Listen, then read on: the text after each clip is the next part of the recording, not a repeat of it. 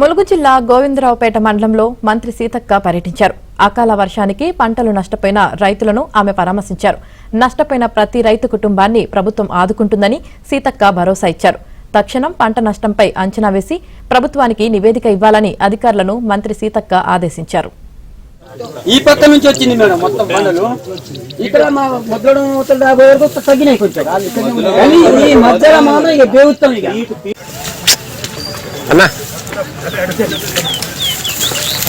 అన్నా నువ్వు రావే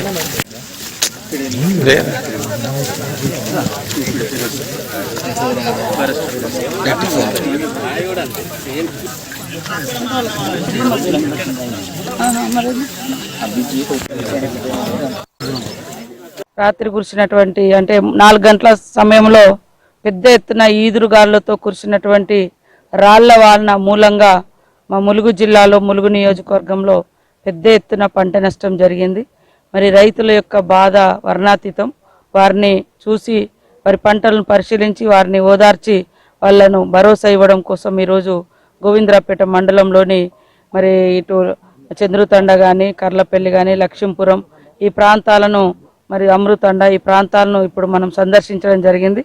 మాతో పాటు అగ్రికల్చర్ అధికారులు కూడా ఉన్నారు. కలెక్టర్ గారికి కూడా ఆదేశించడం జరిగింది. వెంటనే సర్వే చేసి మరి వాళ్లకు నష్టపరిహారం కూడా ప్రభుత్వము ఇస్తే తప్పకుండా సర్వే కూడా ఇమీడియట్లీ సర్వే చేయమని